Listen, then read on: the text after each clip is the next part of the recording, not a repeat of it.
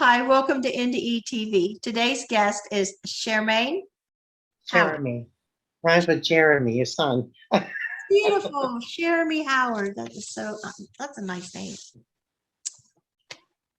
I have a son, Jeremy, so if he had a twin daughter, Yeah, twin sister, it rhymes with it. Jeremy. I just want to say, there was another CheramieHoward in Ohio. She's younger than me, the same exact, she married a Howard too. It's weird.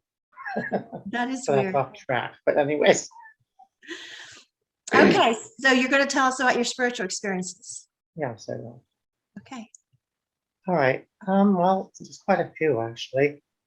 I'll start off when I was born. I was a blue baby. My mother was 6 months pregnant at the time, and she got in a car accident, and I was blue. I'm not sure if I died or what happened exactly, but here I am.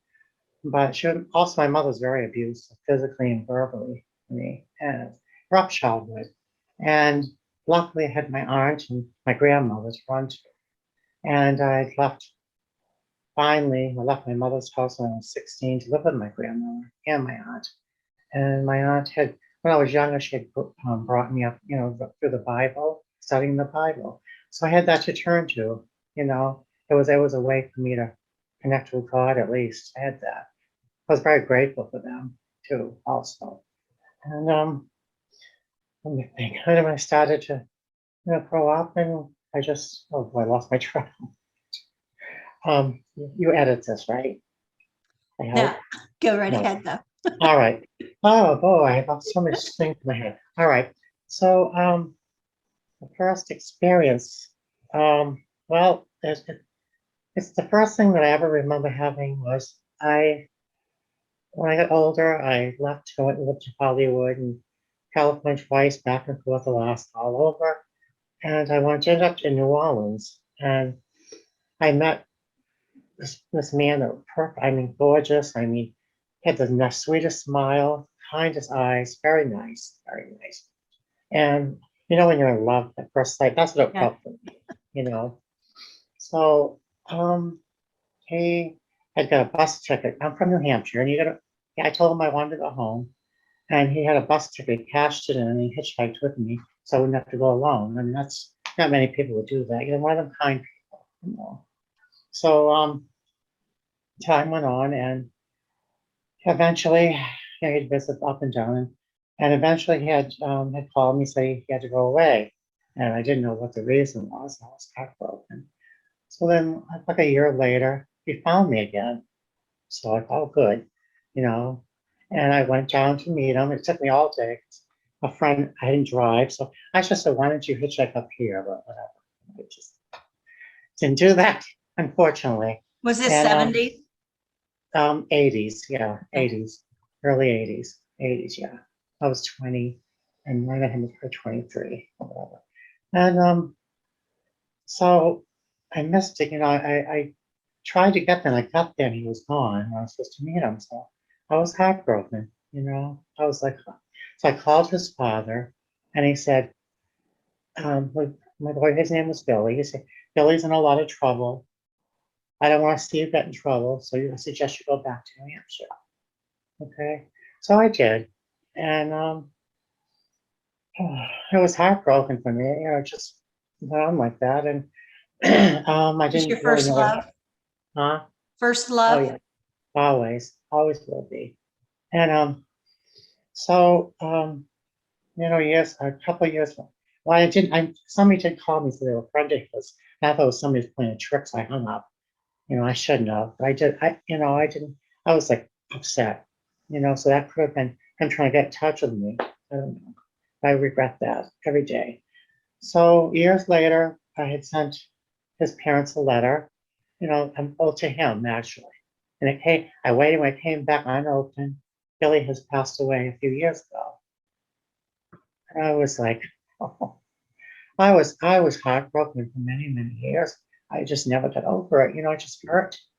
It's like we didn't finish our story. The love story wasn't finished. It just, So, anyways, so years have gone on, and I I was in my bedroom, I guess sleeping, or I don't know what happened. I left my body. I know that, and I didn't know where I was at first. I thought I was on the beach because I saw this bright light. You see the light. I thought, well, that sounds bright. And then I need some glasses, you know. And then I saw other people walking into the light. And I'm thinking, where am I? And I said, oh, okay, I know where I am. And I'm not sure if someone talked to me to tell me where I was. I wasn't really sure. So I went through the light kind of went through me, and I saw heaven. It was I don't know, like just a little door, and they said, you're not allowed to go in there. You can't go in, there's not your time. So I was like, oh, I came here to find Billy too, And so God said, or somebody said, just put your little finger into heaven. And I did. Oh, and the love that just fell over me. It was like, oh my God, I've never felt that kind of love. Not having it as a child, but I mean, not not human love. It was so beyond, so beautiful. I was amazed, you know. And so then finally Billy came out and I saw him and we talked and talked. I don't know what we talked about. I have no idea. He had committed, I flipped this part. He was in jail and he committed suicide too. I found out that yesterday. Sad, I had only got to him. But anyways, I found out from his sister, I'll tell you in a long. And so I don't know, have I no idea what we talked about, really. I don't remember. It was a long time. I felt like I was there. So then I was sleeping and I saw myself sleeping and there was a rose put on my pillow. Okay. And I woke up from that and thought there was no rose. But before I woke up, there was a rose. It was like I saw myself and then it was an odd experience. And I thought, oh, wow. I thought, well, that's great. I know he's there and I'm happy, you know. And I guess that wasn't enough for me. I left the religion that I was in. And like I told you before, I ended up into Wicca and becoming a medium through a spiritualist church. And so I wanted to find out more about him and this, and then I became a medium. I was given readings and all this, and I didn't really want to do it, but I was good at it, I say. But it's to me, it wasn't a gift from God. I don't believe it was that. So it's gone. It's totally gone now, which I prayed to God to get rid of it. It's gone. So maybe I'm not talking up the people that believe in it, let them believe, and Christians and this is my experience. That's how I feel, So also I told you before that I'm talking about my sister lived in Ohio and she was with her husband. She got hit by a train and died, and she was also from the same religion. Some ones that knock on the door, I don't want to talk bad about it. And she ended up in the same religion too. I forgot about this. A time after that, I was like driving my car. I was like 18, 19. She had passed when I was 17. And I looked in the window, and there she was driving in a car behind me. I said, oh, that can't be real. And I kept on looking, and she was smiling. And I swear it was her. And I kept on driving, and I kept on looking, she was there. I looked, and the car was gone. So that's another one of my experiences, It's really weird. I mean, when I was a child also, there's so much like evil in my house. The doors would open and close, and it was a new house, things like that. I think my mother had brought that in, But me getting into, Wicca, and I knew I didn't belong there. It just wasn't, witchcraft. It's not for me. I was always a Christian, so I tried it. It wasn't for me. That's not I don't believe in it. I know where I think it comes from. I don't want any part of it. And like What is that group like, the Wicca? I mean, I'm glad you asked me. Yeah, it's not what you think. I mean, they pray to a goddess and they dance around fires and they do cast spells and I don't know. They call it the nature, thing. They don't sit there and worship Satan. There they is a don't. Satan. There is Satan worship. Some of It's them not are. like that, but if they kind of entice you in, but that's when I became a medium after that. I thought, I don't know. I was searching, searching. I got kind of off the path of my life, you know. My mother-in-law had been a Wiccan, so that's how I got into it. And The only good thing that came out of that marriage was my own child. Only my son, he's 22. So he's my blessing. So that of my life, he's my heart. Children. I would die for him. How it is. So he's a good thing that came out of it. I mean, his father's a nice man and everything, but just wasn't meant to be. So I'm trying to think what else. Okay, other ones that I had. Sometimes I breathe. I have COPD in my lungs. At nighttime, I think I stop breathing sometimes, which I have. And I've heard voices say, "Wake up, Cheramie, wake up." And it woke me up, and I could tell I had problems. And one time I was sleeping. I don't know what it was. I went to this place, and this was the one before. I went to this place. It was in the future, I would say. And it was this war, like good and evil, and those horses and demon-like people, and the other side was Jesus or God or whatever it was, getting ready to battle. I said, why am I here? I was afraid. So these were very real. These weren't dreams, these were real. So I ran up to these big rocks, and all of a sudden I heard Jesus says, "You don't belong here," And he reached down from one of the hills and just pulled me up like it was water, just carried me like it was nothing. I thought, kind of happy. How do you do that? But he did. And he said, "You don't belong here." And he said, "I have to take you." We talked. I don't know what we're talking about. So I have to take you to safety. This battle is going to happen, but you're not supposed to be here. So he took me, and I went in some kind of elevator. I don't know exactly what it was. He took me up, and he left me in this beautiful place. I don't know, it's heaven. I don't know what it was. I was safe. And I came out of that too. And the last one was not that long ago. The last one was I always like wonder which religion's real. People fight, "Oh, my religion's right," or "This one's right." The Christians fight amongst each other. Yes, We have the real truth. We have the real truth. And the Jewish people, I do believe the Jewish are God's chosen people, but I believe Christians came out of that. We are too. I believe in one way, through Jesus to God. That's the only way. I believe it's true. And other religions teach all roads lead to God. Yes, they can believe that, but I don't believe that truth. I don't believe it. The Bible doesn't say that. I follow the Bible, and I believe what the Bible says completely. You follow the Bible instead of social media? Well, yeah, I like to watch social media too. I watch different ones on there. And I think Bible teaching churches, so there's one online I told you I watched, and they go through the Bible every bit, scripture by scripture, the whole, they read it, and they explain all through the whole Bible. And I've learned a lot from that. Yeah, what is that called? I heard about Shepherd's Chapel. And Shepherd's Chapel. Okay. And they go right through it, and they really teach. And some of it, at first I thought seemed off, but the things they taught are in the Bible. If I told you some things, you'd think, "Oh, that's crazy." But things are in the Bible that a lot of people don't know. See, some churches, I'm not cutting any churches down. I have no right. But some churches throw a scripture out there and do a sermon around one scripture. I feel good like the Bible says, to tickle your ears at the end times to give people what they want to hear instead of the truth. And I think a lot of them do that. They don't want to really teach the Bible. It's scary. I mean, Revelations are scary how the end will come, and people are afraid. A lot of times they don't teach it. Yeah, That's and one of there's the so much on YouTube that Oh, just there is. get views. They'll put something on there like somebody knows, like when Jesus is coming or the rapture's coming soon, or all those fear titles to get people to click. It's just crazy. Yeah. I look at some things, I say, "Oh, that's not for me," but I'm not I'm not a preacher.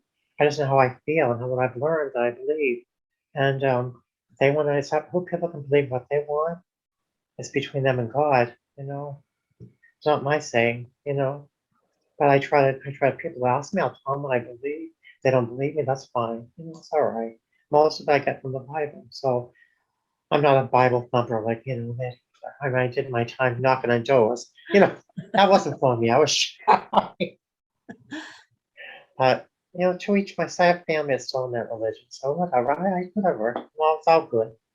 So the final one I had wasn't that long ago. Well, I had two actually, but the final one, well, the next to final one was like I was confused what religion. I said, you know, in the vision, I said, Father, I was somewhere in this place, and it was like a forest. I'm not a nature person. I mean, like I love my flowers. I'm not one hiking in the woods. I'm not that hiker type, not really. But I was in it, and the leaves were not green; they were like pinkish reddish, and I thought that's odd. And then I heard a voice, and I said, what is right? What do I follow? Which way is this way? You know, this way. And God said, "You love me, don't you?" I said, "Yes, I do." And He said, "You love Jesus?" And I said, "Of course I do." And He says, "I love you, and Jesus loves you, and you believe that he died because for you." I said, "Yes, I do." And he goes, "You're all set." He said, "People don't know this, but it's really love." It's the easiest answer. He says, "Love." He says, Yeah. "Fight over." He says, "It's all love." And I've been hearing that a lot lately, but I heard him, he told me that. He said, "You're all set. Don't worry." You know? And his voice was so, oh, it was, I can't explain it, but it was beautiful, strong, but loving. You know, it just, I never heard a voice like that. And I was like, "Thank you, Father," because I was confused. So everybody always says they're right. I just want to do the right thing. Did you So hear it outside of you or is it inside of you? outside of me, outside of me. But a lot of times I hear things inside of me, you know, from, so I get ideas and maybe it's from God or whatever, hopefully, you know. But it was outside. The voice was beautiful. I heard his voice outside of me one time. He said, "My child." And Oh, it just changed everything. isn't it beautiful? The voice, Mhm. you can't describe it. I can't. It's so beautiful, right? There's no denying It's it. not, it's not like, it's not like it's a human, but it's not. It's beautiful. There's something about, even if he's firm with you, you know, he's just, oh, I want to stay. I did. I wanted to stay, and I still wish I could go, you know, but I'm not suicidal. But, you know, I'd love to be there. Who wouldn't, really? So the last one I No, had, you were told you're all set. I mean, I think that's the most we all want to hear. oh yeah, he says, "You're doing what you should be doing." I'm not perfect, but he said, "You love me and I love you." And if people just knew about love, and if people didn't know, just loved each other, we wouldn't have what we have nowadays. We wouldn't have. If everybody loved and cared, the world would not be like this. Would not be like this. That's how it was intended.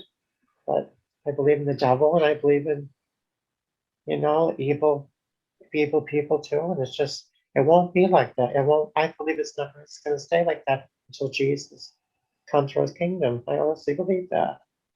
But you know, okay, the last one, which is a quick one. I went out of my house and I saw nuclear bombs coming down, blowing up. And I snapped out of it. I was allowed. I didn't hear any voices. So the two last ones, I think, well, the one with the cheese was saving me out of the, you know, the fighting. Was out, I think, the nuclear bombs. I don't necessarily believe the world's going to blow up the nuclear bombs. I think we might have some, but God's not going to allow it. God has a plan.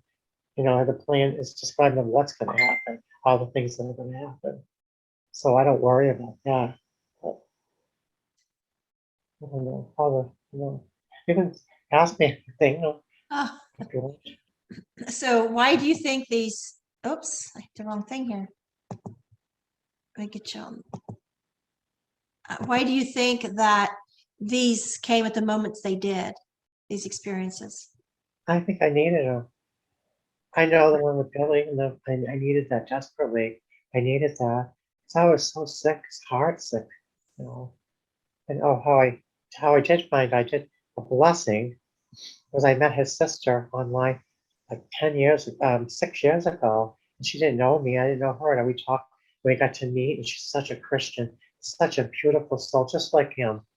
It brought me to a Catholic church, beautiful church, you know. But um, she's such a lovely, lovely person. So I think where me and her were meant to meet, it eased the pain for both of us. Sorry.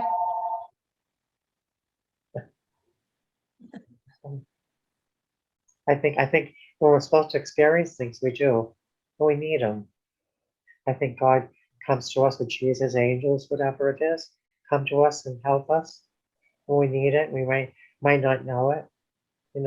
I believe I've met angels before on the streets. Just when you see somebody that smiles at you and they seem different, you just kind of get a sense sometimes that they might be angels. I don't know. Yeah. I just wondered, like if these experiences, they seem to come out of our moments of depression, almost like we're having a soul death, not a physical death. Right. And I just talked to a guest earlier today, and she was talking about trauma-induced spiritual experiences. Oh And, yeah. Yeah. I know I had one when I was 16 during kidnap and rape. Right. And, I was just, Yeah. waiting on this earth, and then I wasn't. And it wasn't an imagination. I was in the night sky looking down at earth. And, I could never forget it. I never understood it. And so I didn't speak of it for decades. But even when I did start to tell my husband about it, I was shake because, what's coming out of my mouth? How can I expect him to believe that I was among the stars looking down at earth? How could I expect Yeah. anybody to believe that? But I knew in my heart it was true, but I just shook because it was so scary to, the fear that he's going to look at me like, what kind of psych meds You're does she crazy. put What did I on? get involved with? Yes, I And he know. didn't look at me like that, but he's such a nice Oh, guy. I thought, but deep down, he's still going to be thinking it because, but now I know, it's taken me a long time, but now I know that we can have a spiritual death, just like we have physical death in NDE, and we're in the other realm. right. And it's just like a rescue. And we experience that other realm. We're taken out of here and Right. just given a break. Well, the Apostle Paul, he had out of body, a near death experience. People, like you said, like I saw you on another show, people try to mix it with New Age crap, I call it, because I think it's crap, okay? And the Apostle Paul was with Jesus, and he had a near death experience. And he made it like he said that it was he knew of a man, but he was talking about himself that went to heaven and couldn't speak of things up there. He wasn't allowed to. And he explained a little bit. So if he had, when he said we have a terrestrial body and a spiritual body, that's taught in the Bible. So some religions don't like, one doesn't believe you're going to heaven. Lots of them don't. So he said it himself. So it's in the Bible. And then things of reincarnation, I don't really believe that personally. So the Bible says you die once, but I don't know if there isn't any. If I'm on the Yeah. fence like you, I don't know.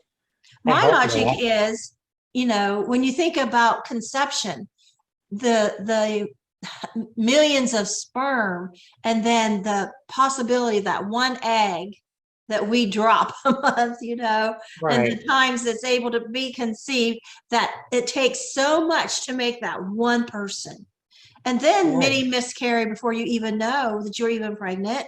And so it's such a miracle against all odds that any of us is here. And to Right. think that I'm going to live my life, say 80 years, and then get reincarnated. To me, it's like bumping somebody else out. Oh yeah. And Yeah. they had Who wants to taken come their back? chance. And I've Who already had wants to mine. Yeah. This Who is my wants to come logic. back? I don't want to come back here. I mean, not like this. If Jesus was here, everything's fine, but not like this. I wouldn't. No, Yeah. thank you. I'd rather Yeah. And stay like, why would somewhere I be else. given two chances or more, multiple lifetimes, they say? Right. And when there's other souls that's never got a chance, That's right. all The those Bible. sperm and all those eggs that were wasted, that didn't conceive, I'm going to get to take their chance. I don't think Yeah. so. No, I don't It's think. me. I don't either. I don't either. I don't agree. It's not in the Bible either. It's not in the Bible. So if it's not in the Bible. I don't believe it. Put it that way. Yeah. And I have a memory that don't belong to me. And so people say, so you should believe in reincarnation. I said, no. I think what it was is, I think when I was little, I saw something on TV. A rich little girl, and she was with her daddy, and her daddy was doting on her, and they were getting ready to get in the helicopter, and they took off in this helicopter. And I think I wanted to have that father's love so much that I immersed myself into that and thought I was her and took it over, because I remember a distinct voice, a knowing saying, remember, that wasn't real. And so the whole thing's confusing, but the thing is that memory is just as clear. It never fades, just like an NDE. Right. And so, so people want to assume, oh, that was reincarnation. I'm like, I don't think so, because I got this little voice, which I don't even mention, that was just like, just remember, that wasn't real. And it was this whole time I'm in my living room in my house when I was little, and that voice, and then seeing that, and I remember I was watching TV, and then I have this experience, and then I have this voice, and then I'm like, the obvious answer would be, I remember a past life, because I kind of thought, did I live a past life? You know, was I this little girl and she died in a helicopter accident, and then, you know, and then now I'm her. And because when I was in the drowning, I was hovering above the pond, and I thought, wow, this is like what I always wanted to do at the fair, go on one of them helicopter rides. And so I think it was like the perfect storm of imagination, but yet it's like an NDE, because that never faded. It was almost like an out of body, and that makes no sense. I could sit here and talk about it and make no sense to nobody, but it's just one of my memories. So I get it completely. So I understand. So, but you know, I love that we can talk about these things now, and not everybody, some still will, but not everybody will think, oh, don't they have a vivid imagination, or aren't they just such a liar, attention seeking, and oh, that's against the Bible, and that's against, you know, they put all these labels. And I'm like, okay, if you're telling the truth, how come you can't stick to one label? If I'm a liar, well, then I'm a liar. Or if I'm imagination, you don't even know, because you're throwing all these different scenarios of what to what I'm saying, and I'm just saying I don't know. I just have this memory. So, well, they didn't believe Jesus, right? People didn't believe Jesus himself, so I don't feel bad. I mean, Jesus was awesome, you know, perfect. So I'm not comparing. I'm just saying, you know, oh, they don't want to believe. That's fine. I don't, you know, I'm not a liar. I don't like to be called a liar either, because I'm not. But you know, they don't have to believe. It's their choice. Everybody has free will, right? right. They can believe what they want.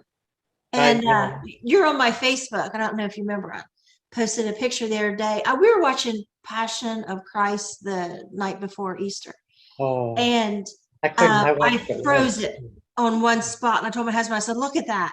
And it was the Mary crying at, I think is what it was, Mary crying at Jesus' feet. And there was someone laying there crying at Jesus' feet. It might have been the guy that was carrying his cross. But so you see the bottom of Jesus, I don't know what you call it, gown, robe, robe is the word, and these sandals, and you see a guy just laying there at his feet. And I stopped it, and I'm like, I said, like, stop and think about it. I sobbed at Jesus' feet during my second NDE. And that was not identical, because I wasn't laying flat. It was like I was like on my knees probably, and my hands was up my face, and I'm sobbing at Jesus' feet, and I could imagine the bottom of his robe and the sandals. And I'm like, look at that. I sobbed at Jesus' feet, you know, and that's so impactful to me. It don't have to be to anybody else, but it is to me, to know that I was on the other side. I was in heaven, and I sobbed at Jesus' feet. And here's a picture depicting that, because, you know, if I could draw, I would draw all of my memories, because they're so ingrained in my brain. They never fade. And I would love to be able to say, see, this is what it looked like. Like even in the tunnel, I've not seen a picture. I've seen a few that's come close, and I've posted them. This almost looks like my tunnel. But yet you can't add the wind speed I heard, and the vibration, and the knock, you know, and we just can't. Words don't do it justice. You know, some people paint it, some people try to recreate it in movies. And then, you know, the NDEs, they recreate with these graphics, and it helps people visualize what they saw. But they're picking from this list of graphics they have to choose from. That's not really what they saw. Yeah. you know, and even a guy that did my video, Peggy Robinson's NDEs part 1 and 2, he put in some good graphics that come close. And when he was done, he said, "Is this okay?" And I said, "Yeah," because I didn't want the guy to have to go searching for the perfect graphic out there. That probably don't exist that, you know, that I would want to see. But they, some were close and some was like so far away from what I saw. And so we just, what we have that need, like, you know, telling your experiences to share them, and hopefully people can visualize what we're seeing. Right. Right. I saw flowers.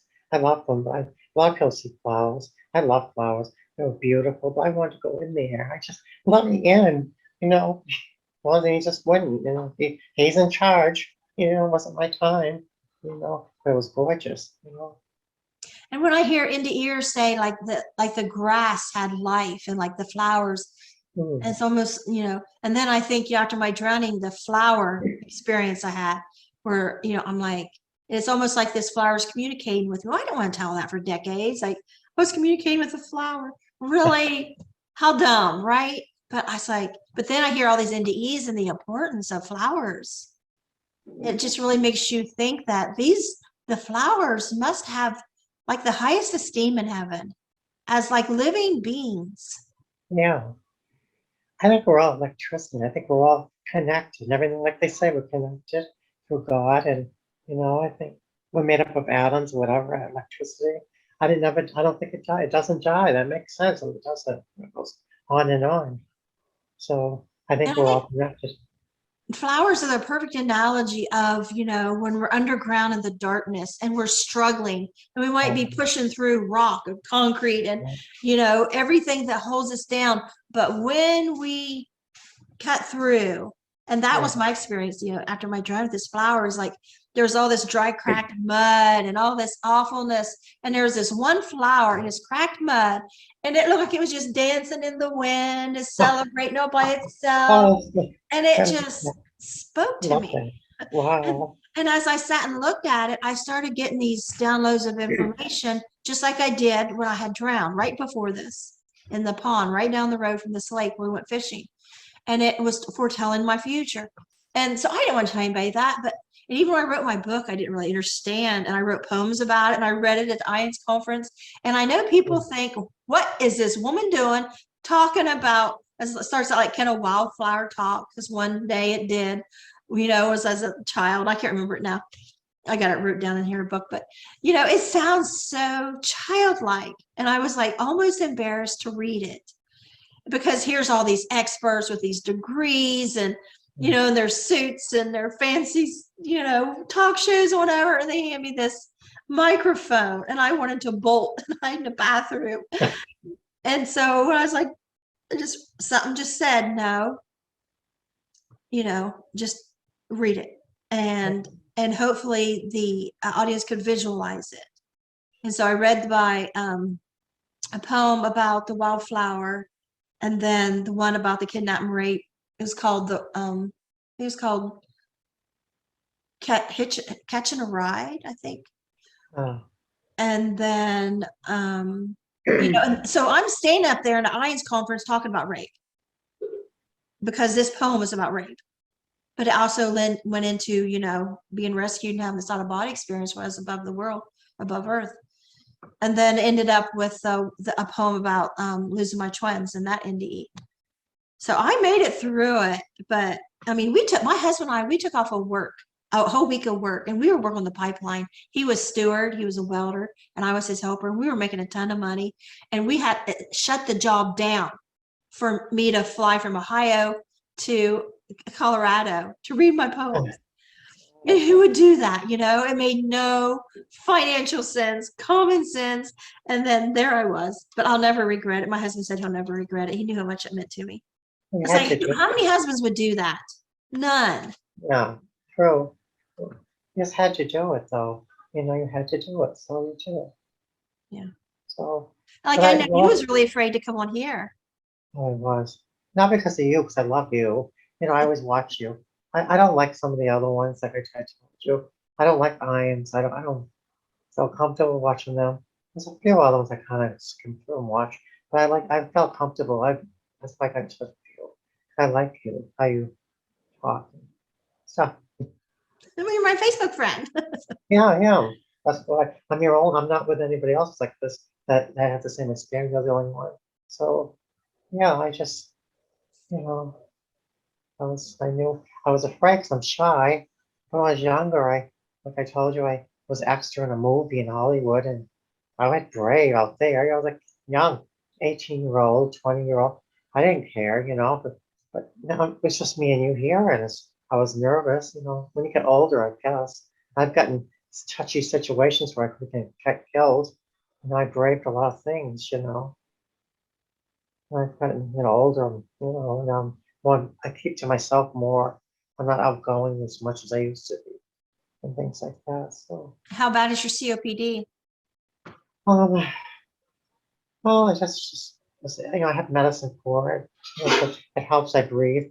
At night, I think I'm supposed to still be on oxygen, but I got off a while ago. I have other problems like my back. I have degenerate disc disease. Oh, the pain just never, arthritis. I'm 64. I have to expect this stuff. Not everybody, but it's not fun. The pain stuff's not fun. But other people have it worse than me. So that's the way I feel. But you got a good man to help you, right? Yeah, yeah.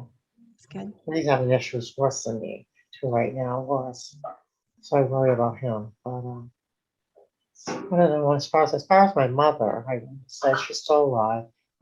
But her mother would say she'll get hurt someday. When she knew I was abused, I was beaten with a rifle and things like that. It was not a nice thing. Extension cord on my head where I cracked open. And my little brother was telling my sister, I didn't know he saw all that.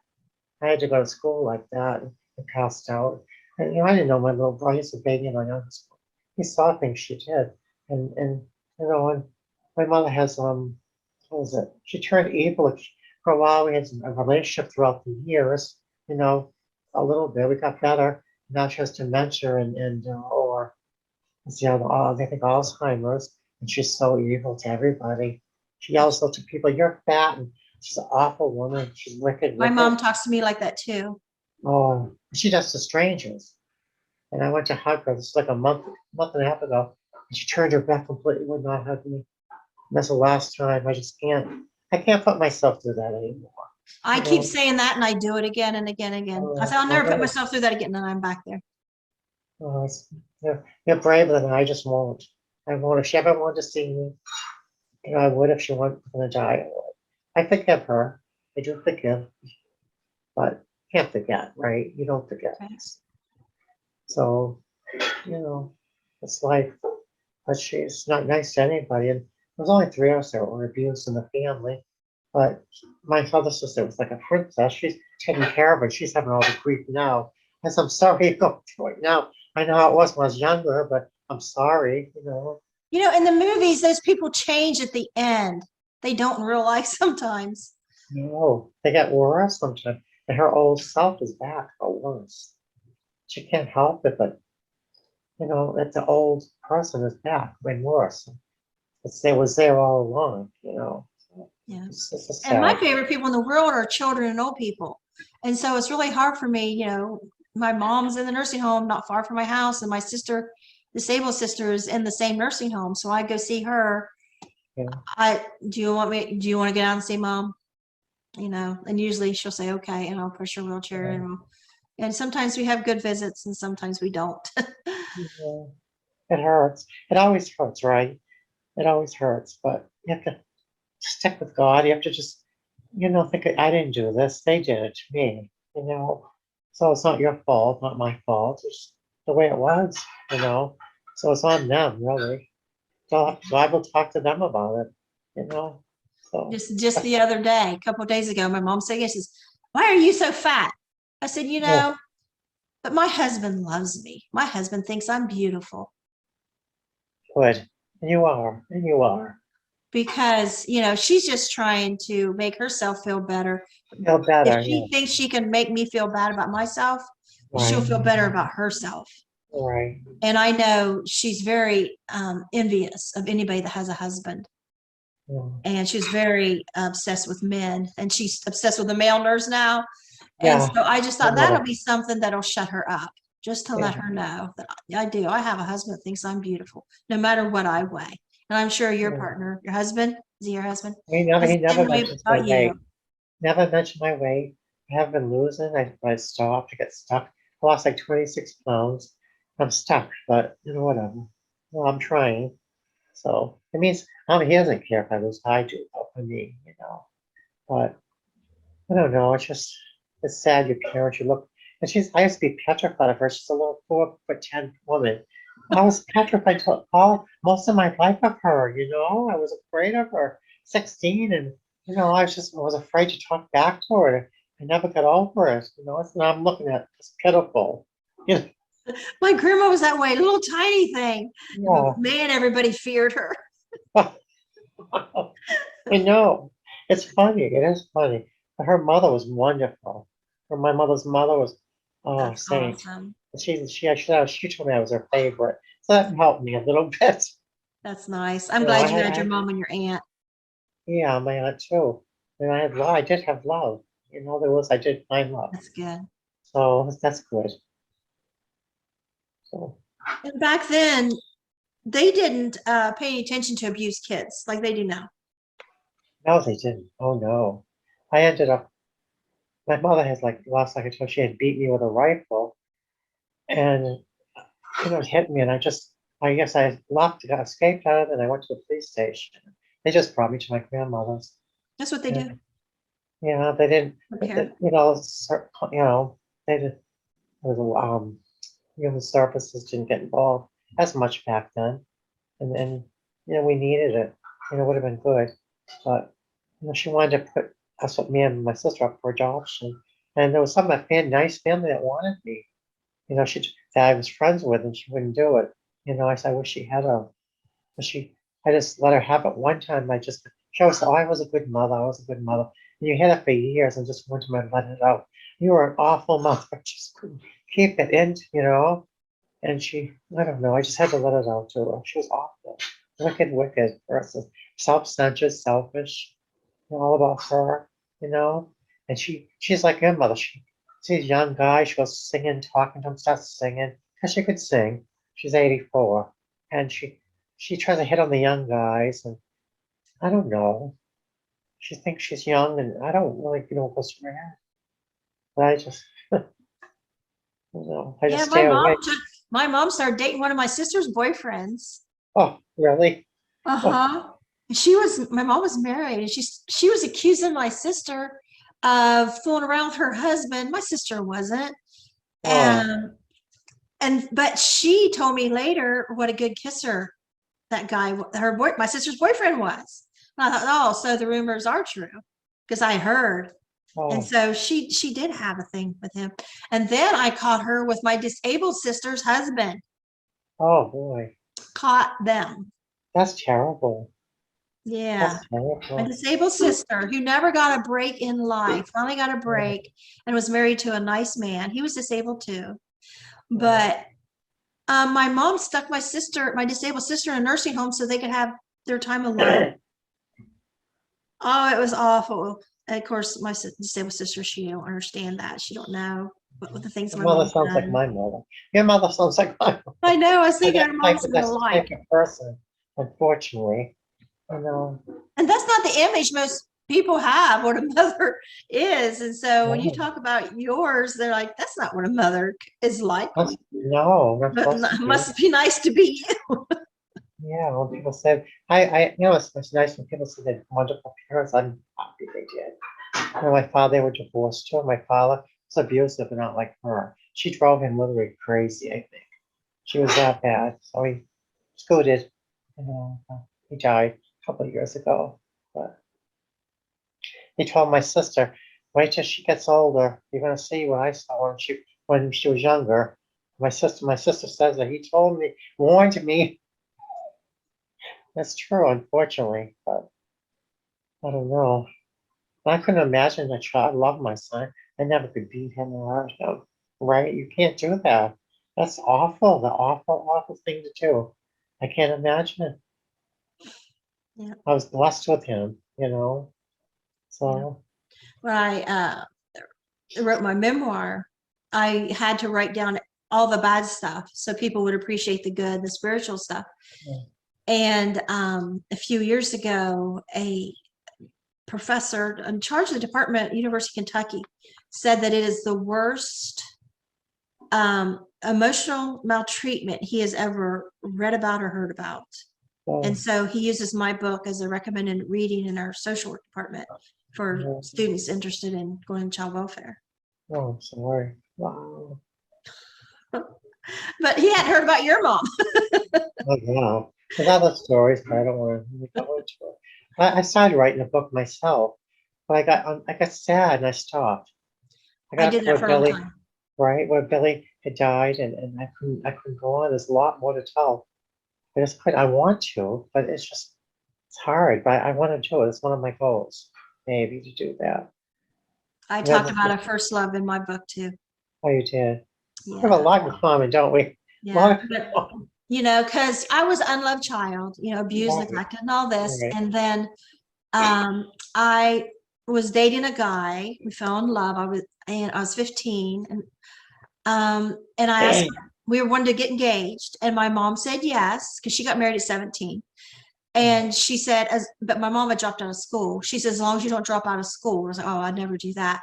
So she says, you can get engaged, but just don't get married until you graduate high school. It's like, okay. So my 16th birthday is my birthday is 2 days after Valentine's Day. So on Valentine's Day, which is, I say, 2 days before my birthday, my fiance, his name's Mike Fee, my first love, and he was a senior, a sophomore, and he gave me a big candy heart of, you know, Valentine's candy. And he waited till he went to drop me off after our date, and I met his parents that night at a restaurant, and I was so nervous. I couldn't eat in front of him and all that. So we pull in our trailer, and before I get out, he hands me, I'm thinking, where's my ring? Where's my ring? Because he said he'd give me my engagement ring for my birthday and Valentine's on Valentine's, right? Right. So Right. where's my ring? And so, and I think it's my birthday. It was probably like 2 days, you know, after Valentine's, we went out. And so he gives me this candy heart, and I'm mad. I didn't want a candy box of hearts. I mean, you know what I mean? And I wanted the ring. And so I was mad and I pouted like the child I was. And he says, so he opened it up and he says, well, take the middle one. And I thought, oh, he hid it underneath that center candy. So I picked it up, and there was my ring. And it was my moment, my Cinderella moment of my life, right? My 16th birthday. And I'm so in love with this guy. He was so sweet to me. And, you know, and I was just soaking it up. It was everything, because, you know, I've not had love. And so we go in to put on my ring. You know, you go in to show your parents your ring, and you're so happy. As soon as we walked in the trailer, my alcoholic stepfather was in there. And my mom was like, oh, congratulations. She was happy. And my stepdad said, you're too young. And he called my fiance, he used to put him down, called him the round-headed kid. He was a little chubby. And he called him round-headed kid, and he started an argument with my fiance. And my fiance started getting really upset. And he kicked him out and told him never come back. My world just died. And the happiest moment of my life became the saddest moment in my life. And he said I could never see him again. And so I went into a depression. I was suicidal. I started taking handfuls of pills people would offer kids at school. I'd take anything. I didn't care what it was. I would just take it at night, thinking I wouldn't wake up the next morning, but I always woke up and oh God, I'm awake. I didn't die. I was that depressed. Right. And so, you know, when you mentioned your Billy, immediately, you know, my heart went back to my Mike. And so it got to the point where one night I decided I was going to call him, because I'm not allowed to call him. And I got drinking with a friend, and I said, I got to call Mike. And his dad answered. And my friend said, it's an emergency. She needs to talk to Mike. And he laughed. He's, oh, I'm sure it is. Mike's dad did. And so as she's talking to him, I walk away from her. We're at a gas station right along the highway. and I sneak off and I walk in the highway and a semi's coming and I'm standing there, it's at night, and I'm tiny little like 70-pound thing. And I'm just standing there waiting. Come on, lights, come on, lights. Those lights could not get there soon enough.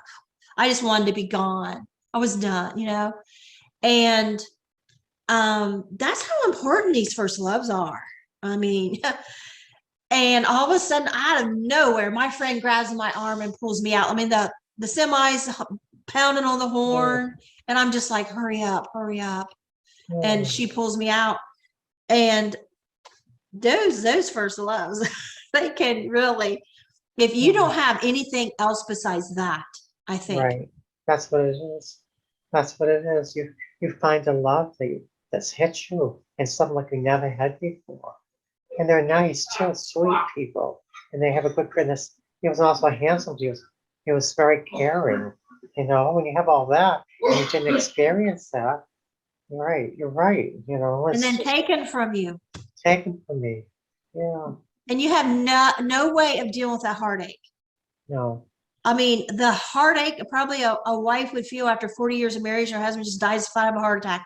That was my heartache. I mean, I had that full-blown heartache. Yeah. And had no idea. I would, you know, that song "Love Hurts." Oh, I listened to that and cried. I used to cry to that too. I did. Yeah, it was bad. And I used to sit in the bathtub as a teenager after that, and with my stepdad's razor blade. He had the double edge kind you stick inside a razor, and I would just try to get up the courage, right? You know, which is actually to be that stupid. I couldn't do it. Never could do it. I couldn't either. I thought of it, hanging myself and different little things, you know. I just couldn't do it. I took pills before, my aspirins. I didn't die, so you know, I don't know. And my kidnapper, I didn't know. My kidnapper, my rapist at 16, I didn't know till a year later. The reason he did that is because he was in vocational school, carpentry, with my fiance. And he knew we had broke up, and they didn't like each other at all. And he did this to get back at my fiance, to hurt him. That's why he did that.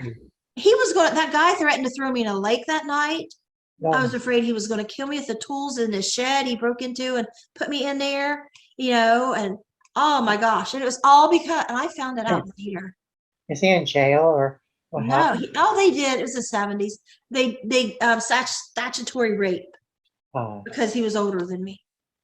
That was it. That's all they did, and told him to stay away from me. And then, so like a year later, I got back with my fiance. I asked my mom one day, I was like, because I went out and I prayed, and God, I was like, God, you know, and one of the things he told me to do was first you need to get over Mike and these steps I needed to do. And so I went home, and right after that walk, and I said, Mom, can I call Mike? Because I never asked her that, because she said I couldn't sing. And she said, yeah, go ahead. And so I called him, and he answered the phone. It was that easy. I'm like, oh my gosh, all this suicidal ideation and depression for a year. And then it was that easy. Just pick up the phone, and he answered.